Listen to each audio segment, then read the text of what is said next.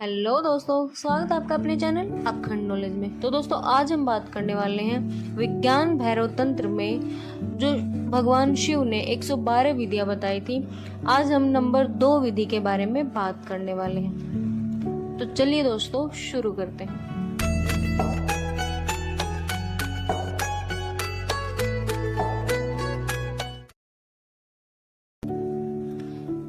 यह विधि है कि जब श्वास नीचे से ऊपर की ओर मुड़ती है और फिर जब श्वास ऊपर से नीचे की ओर मुड़ती है, इन दो मोड़ों के द्वारा उपलब्ध हो, थोड़े फर्क के साथ। यह वही विधि है और अब अंतराल पर न होकर मोड़ पर है। बाहर जाने वाली और अंदर जाने वाली श्वास एक वर्तुल बनाती है। याद रहे, वो समांतर रेखाओं की तरह नहीं है।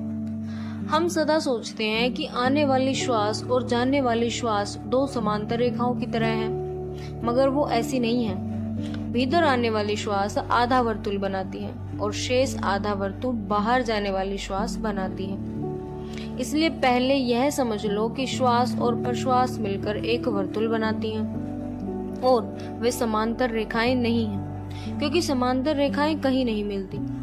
दूसरी यह है कि आने वाली और जाने वाली श्वास दो नहीं है, वो एक ही है। वही श्वास भीतर आती है और बाहर भी जाती है, इसलिए भीतर उसका कोई मोड़ अवश्य होगा। वह कहीं जरूर मुड़ती होगी। कोई बिंदु होगा जहां आने वाली श्वास जाने वाली श्वास बन जाती होगी। लेकिन मोड़ पर इतना जोर क्यों? क्योंकि शिव कहते हैं, जब श्वास नीचे से ऊपर की ओर मुड़ती है और फिर जब श्वास ऊपर से नीचे की ओर मुड़ती है, इन दो मोड़ों के द्वारा ही उपलब्ध हो।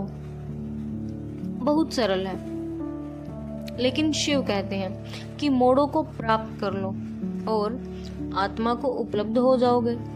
लेकिन मोड़ ही क्यों? अगर तुम कार चलाना जानते हो तो तुम्हें गियर का पता होगा।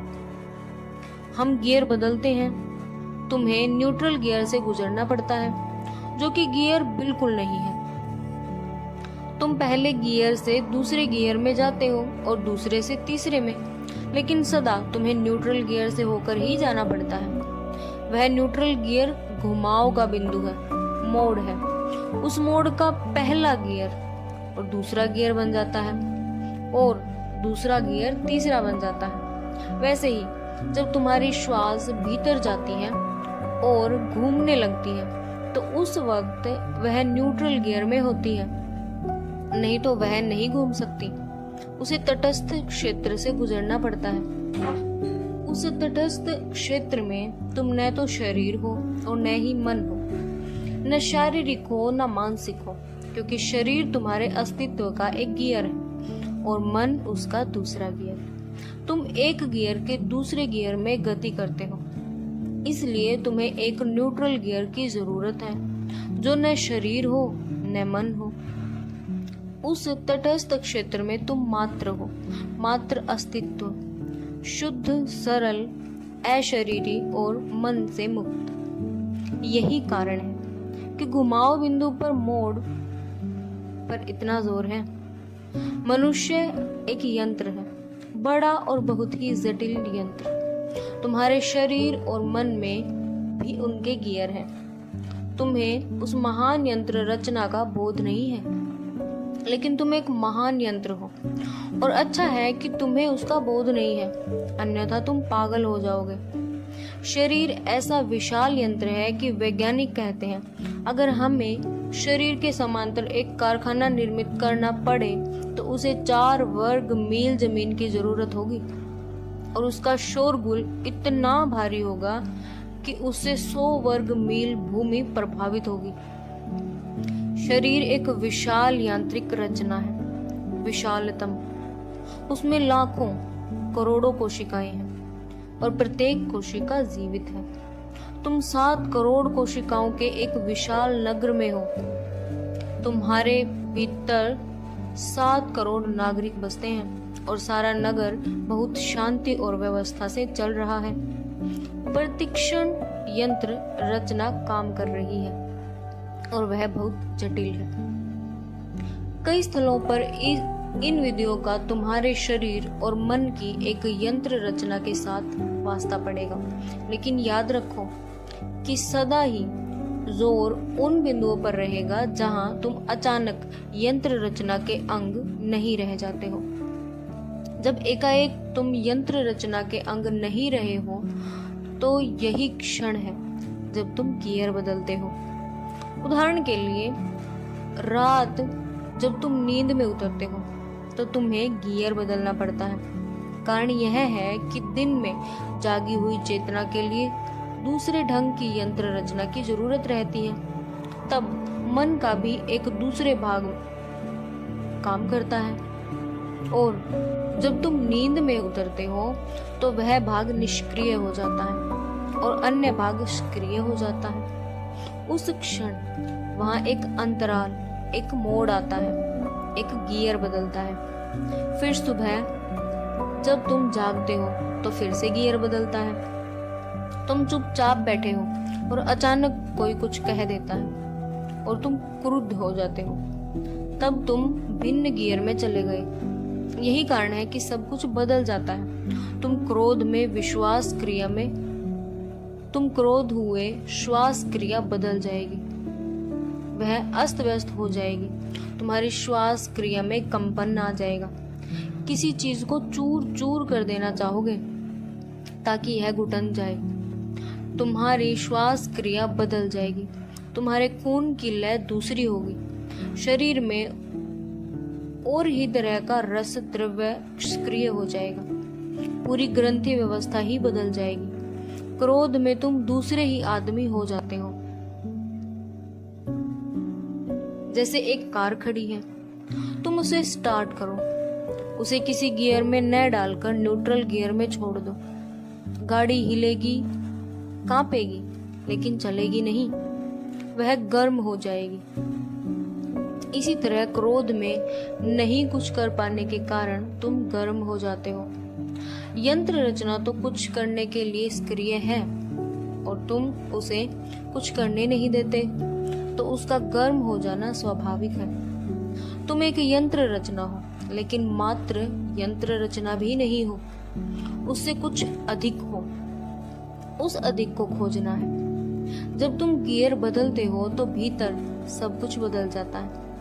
जब तुम गियर बदलते हो तो एक मोड़ आता है।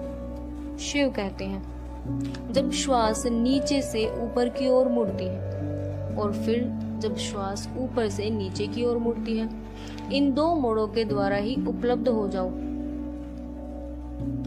मतलब मोक्ष प्राप्त कर लो। मोड़ पर सावधान हो जाओ, सजग हो जाओ।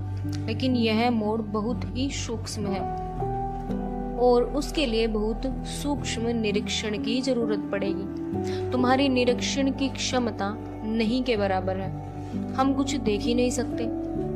अगर मैं तुम्हें कहूं कि इस फूल को देखो, तो तुम उसे नहीं देख पाओगे। एक क्षण को तो तुम उसे देखोगे और फिर किसी और चीज के संबंध में सोचने लगोगे। वह सोचना फूल के विषय में हो सकता है, लेकिन वह फूल नहीं हो सकता। तुम फूल के बारे में सोच सकते हो कि देखो वह कितना सुंदर है, लेकिन तब तुम फूल से दूर हट गए हो। अब फूल तुम्हारे निरीक्षण क्षेत्र में नहीं है, क्षेत्र बदल गया है। तुम कहोगे कि यह लाल है, नीला है, लेकिन तुम उस फूल से दूर चले गए हो। निरीक्षण का अर्थ होता है किसी शब्द या शाब्दिकता के साथ, भीतर की बदलाहट के साथ न रहकर मात्र फूल के साथ रहना। अगर तुम फूल के साथ ऐसे 3 मिनट रह जाओ जिसमें मन कोई गति न करे, तो श्रेयस घट सकता है। तुम उपलब्ध हो जाओगे। लेकिन हम निरीक्षण बिल्कुल नहीं जानते। हम सावधान नहीं हैं, सतर्क नहीं हैं। हम किसी भी चीज को अपना अवधान नहीं दे पाते। हम तो यहाँ वहाँ उछलते रहते हैं और हमारी वंशगत विरासत है बंदर वंश की विरासत। बंदर के मन से ही मनुष्य का मन विकसित हुआ है। बंदर शांत नहीं बैठ सकता, इसलिए बुद्ध बिना हलन चलन के बैठने पर इतना जोर देते थे। क्योंकि तब बंदर मन का अपनी राह चलना बंद हो जाता है। जापान में एक खास तरह का ध्यान चलता है जिसे वो झांझेन कहते हैं। झांझेन शब्द का जापानी में अर्थ होता है मात्र बैठना और कुछ भी नहीं करना, कुछ भी हलचल नहीं करनी है, मूर्ति की तरह वर्षों बैठे रहना, मृतत्व अचल। लेकिन मूर्ति की तरह वर्षों बैठने की जरूरत क्या है? अगर तुम अपने श्वास के घुमाव को अचल मन से देख सको तो तुम प्रवेश पा जाओगे, तुम स्वयं में प्रवेश पा जाओगे, अंतर के भी पार प्रवेश पा जाओगे। लेकिन ये मोड़ इतने महत्वपूर्ण क्यों हैं? वे महत्वपूर्ण हैं क्योंकि मोड़ पर दूसरी दिशा में घूमने के लिए श्वास तुम छोड़ देते हैं। जब वह भीतर आ रही थी तो तुम्हारे साथ थी, फिर जब वह बाहर जाएगी तो भी तुम्हारे साथ रहेगी। लेकिन घुमाव बिंदु पर न वह तुम्हारे साथ है और न तुम उसके साथ हो।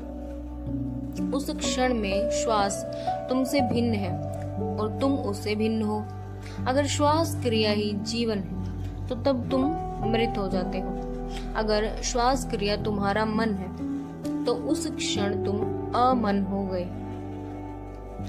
तुम्हें पता हो या ना हो। अगर तुम अपनी श्वास को ठहरा दो तो मन अचानक ठहर जाता है।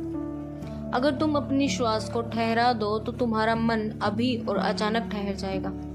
मन चल ही नहीं सकता। श्वास का अचानक ठहरना मन को ठहरा देता है। क्यों? क्योंकि वे पृथक हो जाते हैं, अलग हो जाते हैं। केवल चलती हुई श्वास मन से, शरीर से जुड़ी होती है।